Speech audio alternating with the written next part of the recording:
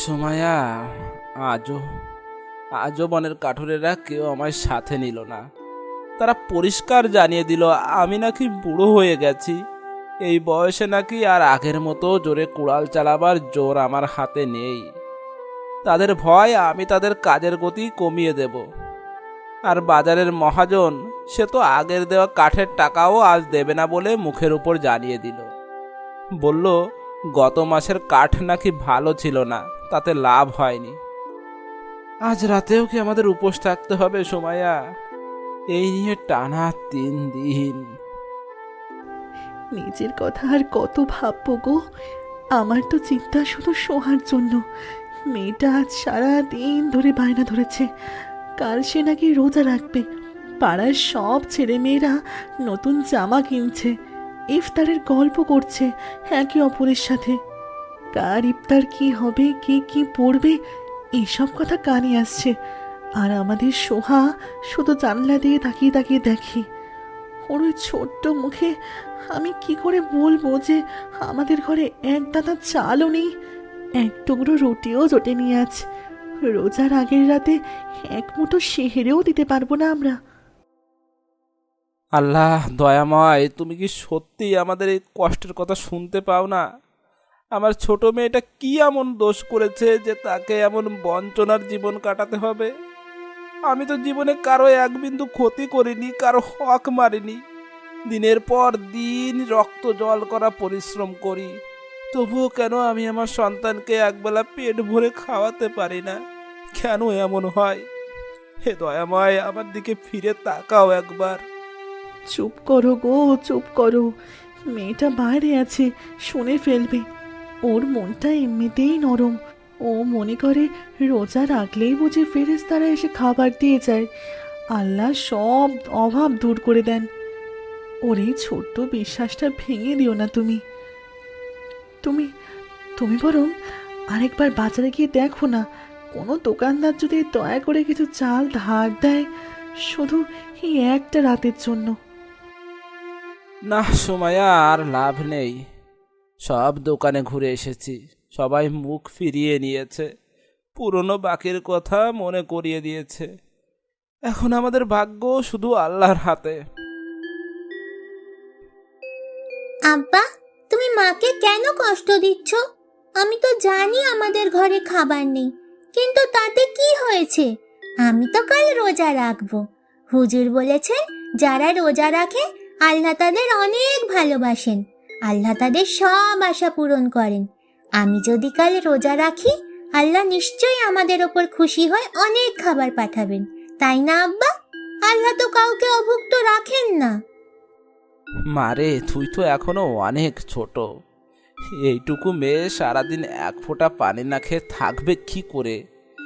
রোজা তো বড়দের জন্য, তাদের সহ্য শক্তি বেশি থাকে। তুই বরং কাল পেট ভরে খেয়ে নিস মা। এই গরমে রোজা রাখলে শরীর খারাপ হয়ে যাবে তোর। না আব্বা, আমি ঠিক করেছি আমি রোজা রাখবই। আমাদের পাশের বাড়ির ফাতেমা রোজা রাখবে। ওর বাবা কত কিছু এনেছে, নতুন জামা, সেমাই, জিলিপি।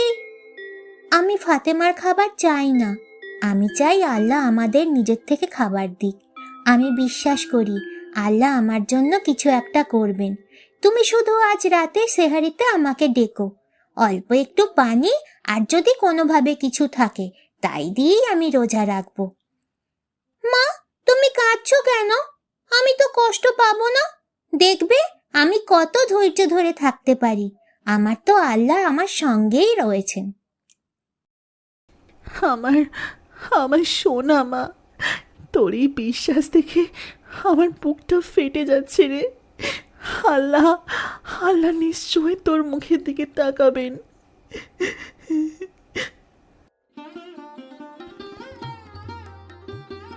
সোহা, সোহা মা ওঠ, সেহরির সময় হয়েছে। আর কিছুক্ষণ পরে ফজর হয়ে যাবে। ওঠ ওঠ সোহা মা, ওঠ। মা, কি খাবার এনেছো? ইফতারের জন্য যেমন অনেক খাবার হয়, সেহরিতেও কি তেমন হয়? মারে, আজ বাজারে সব দোকান বন্ধ ছিল, আর যারা খোলা ছিল তাদের কাছেও কিছু পাইনি। এই সামান্য একটু রুটি আর এই পানিটুকুই আজ আমাদের রিজিক, আমাদের একমাত্র সম্বল। তুই এটাই খা মা। তোর মা আর আমি শুধু এই পানিটুকু খেয়েই নিয়ত করে নেব, আল্লাহ চাইলে তাতেই আমাদের রোজা কবুল হবে। না আব্বা, তুমি অর্ধেক খাও আর মা অর্ধেক খাক। আমি শুধু এই পানিটুকু খেয়েই রোজা রাখতে পারবো। আমার খিদে নেই আব্বা, বিশ্বাস করো। আমি চাই তোমরা সুস্থ থাকো, তোমরা রোজা রাখো। তোমরা না খেলে আমার রোজা হবে না। আল্লাহ তো বলেছেন, মা বাবার খেদমত করলে আল্লাহ খুশি হন। এমন মেয়ে যেন আল্লাহ ঘরে ঘরে দেন। তোর মতো ধৈর্য, তোর মতো বিশ্বাস যেন সবার হয় মা। তুই তুই খেয়ে নে, আল্লাহ তোর মঙ্গল করবেন। তোর এই ত্যাগ, এই ভালোবাসা আল্লাহ নিশ্চয় দেখবেন।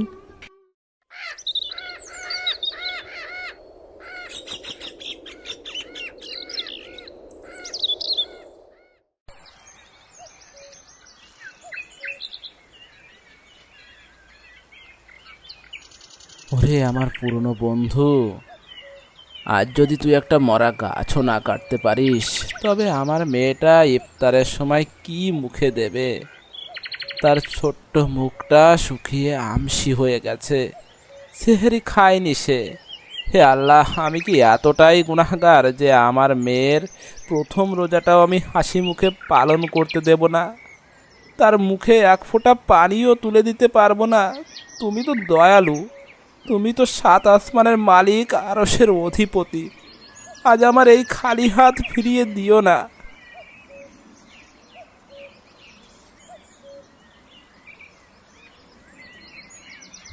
মিরাজ, তুমি কি আমাকে খুঁজছো?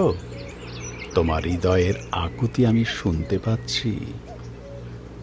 আপনি আপনি আমার নাম জানলেন কি করে? এই গভীর বনে তো কেউ আসে না। আপনি কে? আপনি কি কোনো দেবতা না কোনো ফেরেশতা? আমি কে সেটা বড় কথা নয়, বড় কথা হলো তোমার মেয়ের কান্না, তোমার চোখের জল আর তোমার হৃদয়ের আকুতি আরশ পর্যন্ত পৌঁছে গেছে। আল্লাহ তোমার ধৈর্য আর সোহার বিশ্বাসে মুগ্ধ হয়েছেন। এই নাও, একটি মাটির কলস আর একটি জাদুর পুটলি। এগুলি তোমার পরীক্ষার পুরস্কার। এগুলো দিয়ে আমি কি করব হুজুর?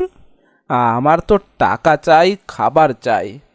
আমার মেয়েটা তৃষ্ণায় ছটফট করছে, তার ইফতারের ব্যবস্থা করতে পারিনি। এই কলসে হাত দিয়ে তুমি যা চাইবে তাই বের হবে। এটি কোনো সাধারণ কলস নয়, এটি বরকতের কলস। আর এই পুটলিতে আছে জান্নাতি পোশাক, যা সোহার প্রথম রোজার উপহার।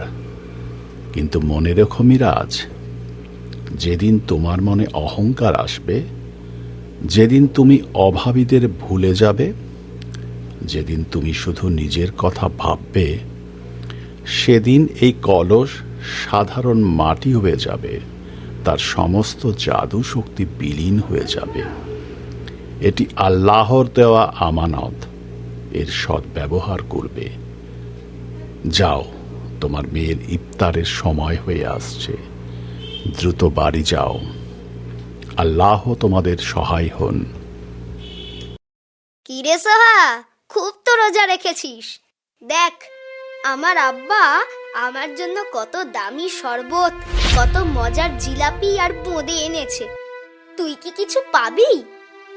তোর বাবা তো সেই সকাল থেকে জঙ্গলে গেছে, খালি হাতে ফিরবে। আমাদের মতো তোর কপালে এমন ভালো ইফতার জুটবে না।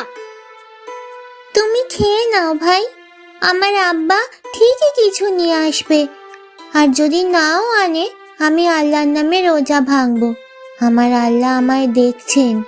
তোমরা আমাকে ছোট করছো করো, কিন্তু আমার বিশ্বাসকে ছোট করো না। আমার আল্লাহ কোনো দিন আমাকে নিরাশ করবেন না। যা যা এখান থেকে। কেন আমার মেয়েটাকে কষ্ট দিচ্ছিস?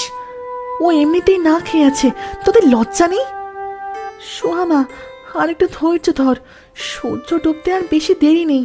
তোর বাবা নিশ্চয়ই কোনো অলৌকিক কিছু নিয়ে আসবে, আমার আমার মন বলছে। মা, আমার বিশ্বাস আব্বা ঠিকই কিছু নিয়ে আসবেন। আর যদি নাও আসে, আমার রোজা আল্লাহ ঠিকই কবুল করবেন।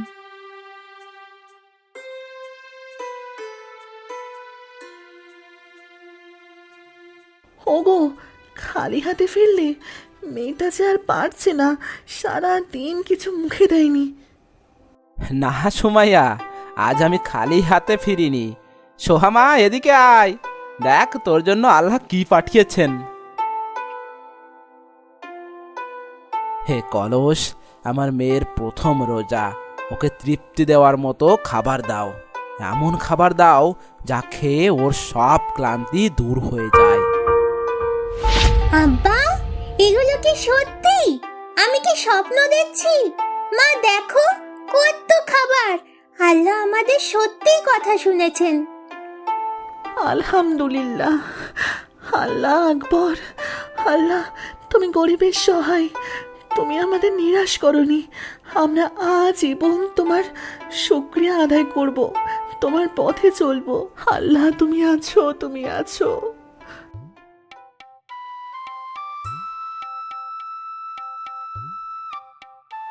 এই শরবতের স্বাদ দুনিয়ার কোনো কিছুর মতো নয় আব্বা। আমার বুকটা জুড়িয়ে গেল, আমার সারা দিনের ক্লান্তি দূর হয়ে গেল। মা, আজ থেকে আমরা আর কখনো না খেয়ে থাকবো না, তাই না? হ্যাঁ মা, তবে মনে রাখবি, এই সম্পদ শুধু আমাদের একার নয়। আল্লাহর দেওয়া এই বরকতের কলস আমাদের মতো আরও যারা গরিব আছে, যারা না খেয়ে আছে, তাদেরও এই কলস থেকে খাবার দিতে হবে।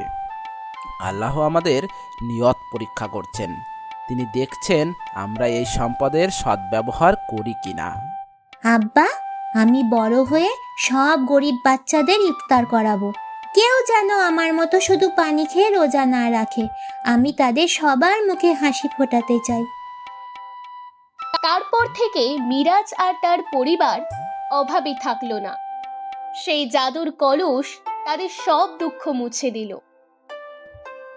এমন মজার মজার গল্প দেখতে আমাদের চ্যানেলটা সাবস্ক্রাইব করে দাও আর ভিডিওটা তোমার বন্ধুদের কাছে শেয়ার করে দাও।